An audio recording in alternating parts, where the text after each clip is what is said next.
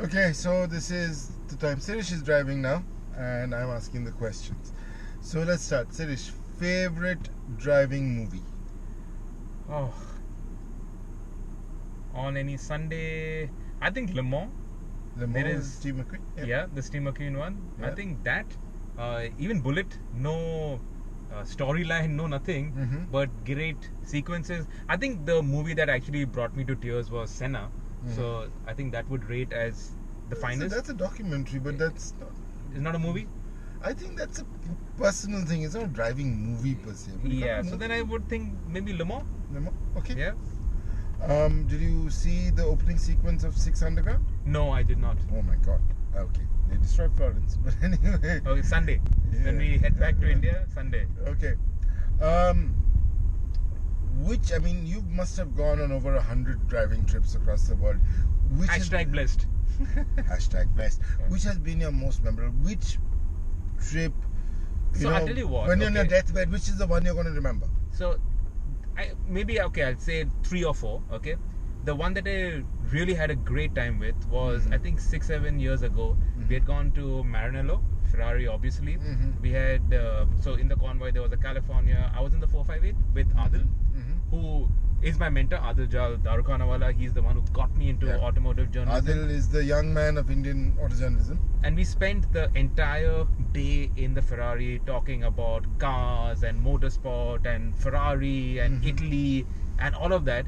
Towards the end of it, I made him sick with my driving in the car, but that's a different thing. But I think that was the most memorable day driving. In terms of memorable driving trips, one of the most memorable was when I did my first Dakar. That must have been now 12 years ago. We drove down from Arica, which is on the northwest tip of Chile, and all the way down to Buenos Aires in Argentina. So across the South American continent. Fantastic. 12 days on the road, every day 800 kilometers following the Dakar action. It was insane. Obviously other stuff, driving other Ferraris and all those are memorable. These two would be, and the third one is all the ice driving experiences that we Oh, did yes, with yes. Audi. Oh man, those were so once I did the first ice driving experience, that's when I sort of mastered or at least figured out the Scandinavian flick, and that's when I thought that shit man, I must do rallying, and that actually got me into rallying. And after that I did 6 seasons of rallying. It was all thanks to Audi taking me on that one ice driving experience. That's where I saw, shit man, I can drive. Why not do this? And I didn't want to have any regrets that I could have possibly gone into rallying, but I did not do it and all of that. I said no, screw it, I'll spend my own money, whatever, you can make money later on, but I'll spend my own money, but I'll go and do rallying. And I did that rallying, and I'm so thankful for that. Yeah, you do it. You just took part in the Volkswagen in a Volkswagen. Yeah, recently. last year finished Yeah. second in the popular rally. So yeah, I not bad. love rallying. I'm in this because I love driving. Incidentally, I can also write a bit, and that keeps the sort of the money rolling in, or the business rolling in. But I thought you live off your wife. But anyway, but no. Listen, we were together at one of the ice drives, and in Finland. My God, that was unbelievable. unbelievable. I mean, of course, I think the most memorable part was another one of our colleagues, Yogendra, was there, who made fun of all of us, saying, how we were sliding out. I was, me and Gavin, who's from Autocar, we didn't care because we knew we weren't the best drivers, so we were sliding out all the time.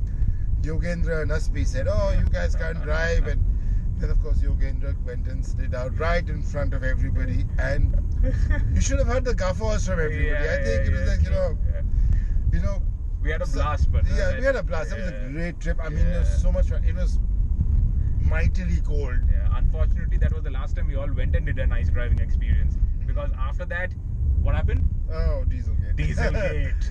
No, So, I think all those, Volvo took some guys on a ice driving But experience. those were all driving on ice. Yeah. What Audi did was 3 days Prepare of to turn left. Okay, sorry Okay. about that. what Audi did was 3 days of learning how to drive Yeah, on ice, yeah, learning how to flick the car. They taught us how to hold the car, throw the car sideways, hold the car sideways around the entire course. Towards the end of it, what they did was they chalked out this entire circuit on the ice course. It was around 2.5 kilometers. Let us out to set the fastest lap. And I remember I was damn proud of that because Aditya Patel was also there on it, and I was the fastest. I was faster than Aditya Patel. But that is beside the point. They actually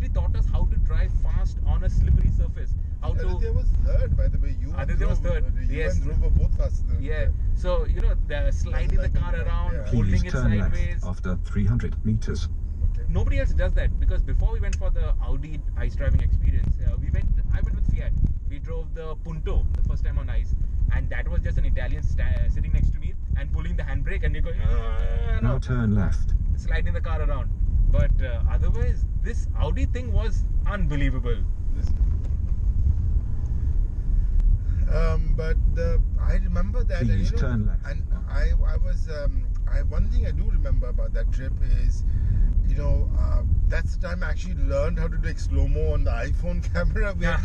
And you got one shot of me, fully sideways, fully crossed up, full lock. I mean, you're like, wow. I mean, it's insane what you could do. It's counterintuitive driving on ice because no, actually, it is intuitive because you have to obviously steer into the thing, so it's actually intuitive for rallyists, but the rallying is not okay. Let's go to another thing. You've driven across the world. Where have you felt the most scared on public roads? Most scared, I think the only time I've actually fellow been drivers. Fellow drivers. Okay, there was this. I won't name them. I did a column on them. This was maybe 15 years ago when the Accord, the V6 Accord was launched in India, and Honda had done a drive in Rajasthan. So you're driving on these narrow interior roads of Rajasthan, one of the state highways, and I was with, and I called them Baldy and Beardy. And these two morons were in the car. They're talking about, इसमें 4 airbag है, के 6 airbag है, test करते हैं. Then they were trying to max out the car, and on that V6 with the automatic transmission, if you use the paddles, it would not upshift.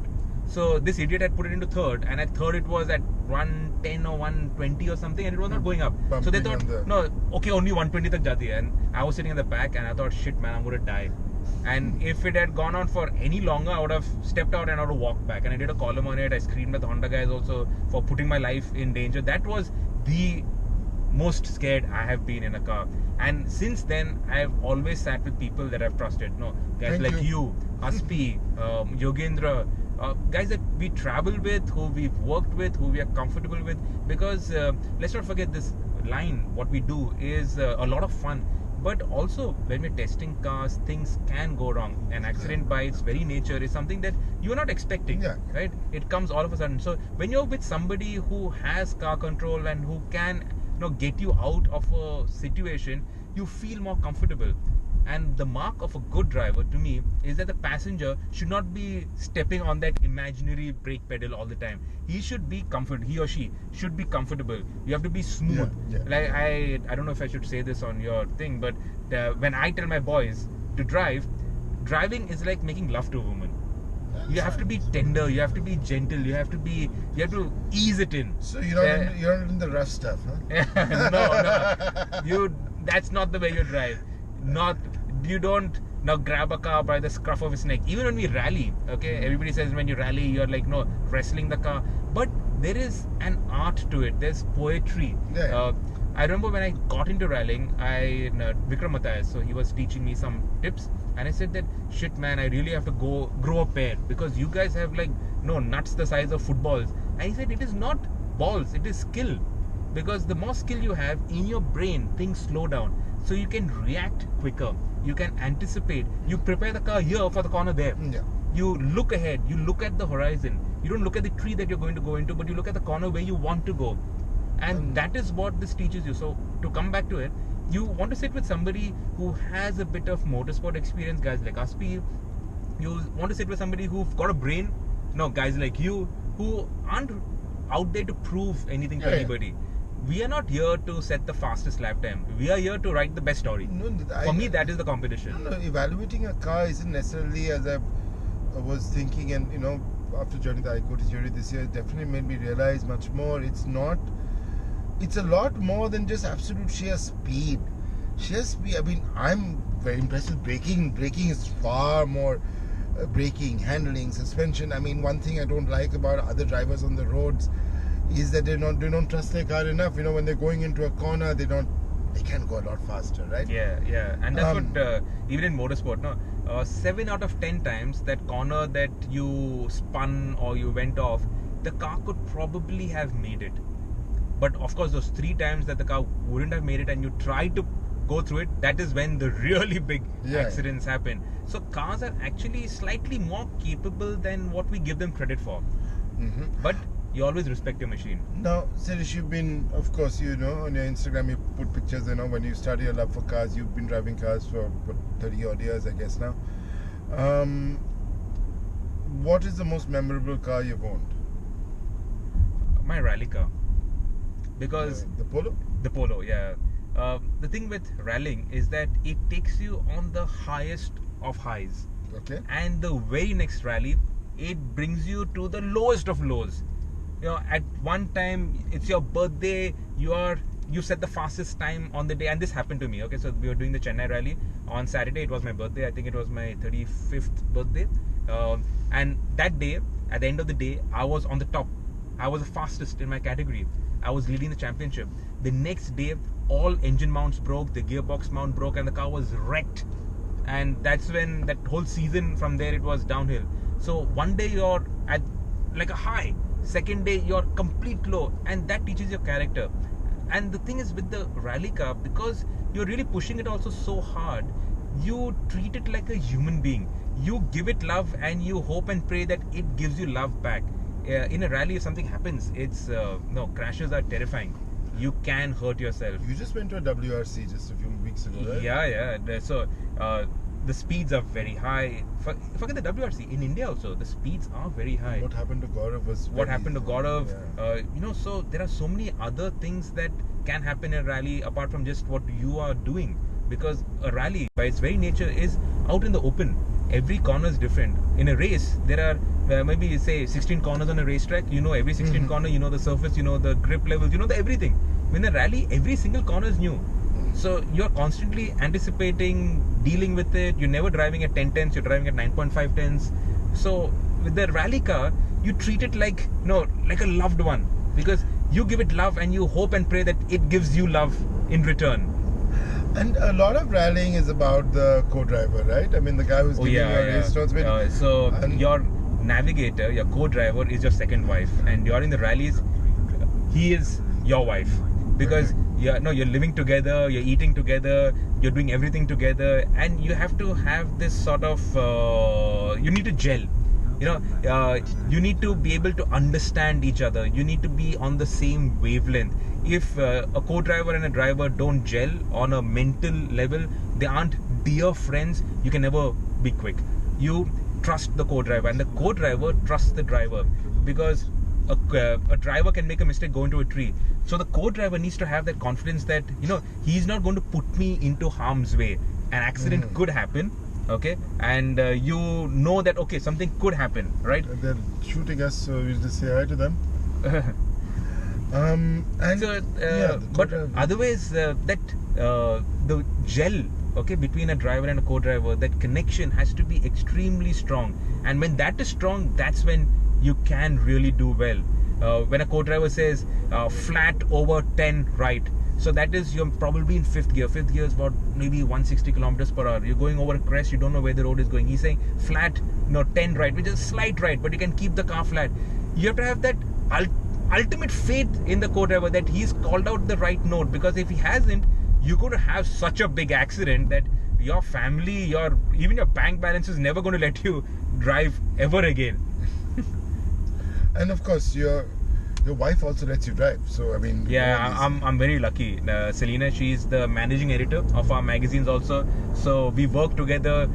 She runs the publishing company, which allows me to go out and do all these drives, spend so much time on the road. My mother, she told Selena when I first went rallying that she told Selena that, what is wrong with you? Why don't you tell him something? Why are you letting him go and rally? And she was like, if he wants to do it, let him do it, because it's a release. And what I keep telling a lot of people is that everybody has got this pent-up aggression. When you go out in a rally, all that pent-up aggression comes out. You are driving your heart out, and after that, you have no road rage. You have nothing to prove to anybody on the road. If somebody cuts you off, you're like, Jao bhai. You have nothing to prove. So, if I were to ask you, who is your current favorite person in the world of motorsport? I'm not, excluding 2 wheels, 4 wheels, off-road, on-road. Valentino Rossi. Rossi, okay? Yep. He is as old as I am. And he's still going at it. Yes. And I know at this age, your body does slow down, your reactions. Okay, your brain works a little better. So that is an advantage. But for him to keep doing this, and you can see that he genuinely enjoys doing it. He's not doing it for the money. He's not doing it for the fame. He's not doing it for anything. I don't think he's as quick as Marquez or some of the new Vinales, some of the new guns, right? But he's still enjoying doing it. And that for me is like, look at him. He doesn't have to. And on a bike, okay, you fall, you'll hurt yourself, right? You're putting yourself in harm's way. You are driving, you're riding.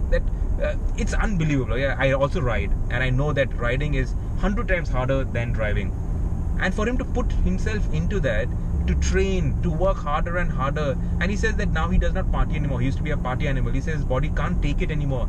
But he loves motorsport so much. He loves riding, driving even. He's a bike racer who also loves rallying. And to me, anybody who loves rallying is a god. So I think Valentino Rossi is an absolute hero. He just did a swap with Hamilton. With Hamilton, yeah. If things had worked out, he would have been in Ferrari, driving a Ferrari in Formula 1. He did a test and he was very close. Very close to. But then he saw that Formula 1 was too straitjacketed and he would not be able to express his personality. And that's why he continued to stick with MotoGP. Maybe the politics of Formula 1. Yes. In fact, it was a very good podcast in Beyond the Grid with Bernie, which was fascinating to learn. And of course, Formula 1 has become the machine it has because it has the TV rights. I think don't think any other sport really does. So, you asked me which was my favorite Martini scheme, but so Martini aside, which is your favorite livery on a race car? So the Alitalia on the Stratos. That. What else? The Ferrari Red, to me, that's iconic. It's very simple, but it's such an icon, right? What else? There's so many rally cars. Yeah, it's just I can't put that into 1, 2, 3. So Maccannen's, so Maccannen's, Marlboro, Mitsubishi's. Yep. The red ones with Tommy on the bonnet where the Marlboro was, and they had to take out the Marlboro, but you still had the sort of the triangle and Tommy written on the bonnet. The Subaru 555 liveries. Oh yes. The blue. In fact, the Colin McRae livery. The tobacco going out of motorsport, I mean, for obvious reasons, has left us, made it a bit boring, right? Yeah. Okay, I can't endorse. None of us can. None of us can. Yeah, but it took away a lot of money, and also those John Player Special Senna's Lotus. Yeah, those beautiful cars. Absolutely beautiful cars. And they put so much money into motorsport that those anything goes era, that was all thanks to tobacco money. That was all. I mean, it's insane. So one last question: where you've again driven across the world, which has been your most enjoyable road trip? I mean, of course, you did the big around the world thing. The one in South America, that was great fun. I've had a lot of fun driving around in India. Honestly, we don't give our country enough credit. When we got married, we spent 20 days just driving around in Rajasthan. Awesome roads, awesome people, awesome places, great fun. You drive in the northeast, it's unbelievable how hospitable the locals are, how beautiful the places are. It's of course very, very far and remote and all of that, and the roads aren't great most of the places, but it's beautiful. We recently took the Tiguan and drove up to the Shingola Pass, which is up in Ladakh. It connects the Zanskar and the Spiti valleys. What a beautiful place. Not a soul, nobody, absolutely nobody. You have the place entirely to yourself. You're so cut off, you're so remote, yet you're in this, like, you're in God's paradise. So if I had to recommend, I would recommend that you drive in India. There's so many places. There's so many places. So many places that you'll just have an absolute blast. And there's nothing like driving in your own country, because you are so much more comfortable driving in your country than driving anywhere else in the world. No, I mean, like it or not, I mean, every time we drive on these drives, switching sides, we get used to it. We get used to it. It's I know some people find it the most challenging thing, but it's when you're in your own country, it's your own country. You know, you're not a foreigner there. You know, there are parts of Europe and America where, for better or for worse, the police are not friendly. Yes, yeah. So But that way, so internationally, I did a drive through Morocco. So we took the ferry from Arica to Tangiers, and then from Tangiers, which is the north tip of Morocco, we drove down through the Atlas Mountains, went to the Sahara, to Mazurga, back through the Atlas, then to Marrakesh, Casablanca, then to Laayoune, which is right at the bottom of Morocco, back up to Casablanca. Oh, that was also brilliant. Morocco is a great country, great roads, very friendly people, and they love Indians because Shah Rukh Khan is still massive over there. Bollywood is massive in Morocco. The places are also, they're so culturally rich. There's so much of variety. So that's a great country to drive through. The Swiss Alps, man, it's so beautiful, so beautiful. Yeah, the Q7 drive we did there, right? So the Swiss Alps, some of those passes that connects Italy and Switzerland, the Saint Bernard Pass, the Stelvio Pass. Stelvio, brilliant. Even America is a beautiful country. I did Pikes Peak. No, I didn't participate. I went to cover Pikes Peak. Oh, that's also, what a place, yeah. That Pikes Peak was stunning. And that's a national park road. So you pay the toll and you can drive the road. Yeah, even in Germany, those Alpinstrasse that we've done. So we did that Glossnockner Pass in Austria. Yeah, with the 1 Series. With the 1 Series. And the Z4 and the 1 Series. That was also stunning. Stunning places in the world. Okay, sorry to bore you guys. Again, hashtag blessed. We are very fortunate. Yeah, real hashtag blessed. Seriously. We go around the world, but hope you listening. I hope you enjoyed listening to this. We'll try and do more as we go on more drives. Just chat because we always talk in the cars. Thanks for listening, and we'll do more. Always wear your seatbelt. Always be safe. Be sensible on the road. If you want to let off steam, go and do a track day. Seriously, just go and do a track day. Let off steam. That is so true. Somebody actually get to a point. Both of us on the ICOT, and somebody said, why do you do the ICOT on the track? None of these cars. The track is the one place you can drive a car at 170, 180 kilometers an hour. No need to worry about, you're not breaking the speed limit on the track. You're not worried about somebody coming down the wrong way. Of course, there are idiots on the track as well. No, but on a track is fine. You're safe. Yeah, you're safe. Yeah. You're safe. And you know what? It's dangerous driving in India. Don't break the speed limit. Going fast for the sake of going fast, there's no point. I know. So the PIC has track days. Yes. So you can take any car. Take a Swift. Go and do a track day. Go through it sideways. Learn how to hold the car. Let off steam. Down south, you have the Chennai track. You have the Coimbatore track. A lot of go-kart tracks allow cars also. In Bombay, the Indy karting track, the Ajmera Indy karting track in Vadala, you can drive cars. We did a test with turbo petrol, small turbo petrols out there. You can have a blast with your cars. You can throw it sideways, pull the handbrake, you can do all of that. So let off steam over there, and on the road, chill out. Somebody cuts you, let them go. Doesn't matter. You be the better guy. To use Hyundai's hashtag be the better guy. We won't promote anyone. But we're saying just be careful on the road. It's you achieve nothing by driving too fast. You just be careful. It is a dangerous place. But enjoy your car. Enjoy your car. Enjoy your bike ride.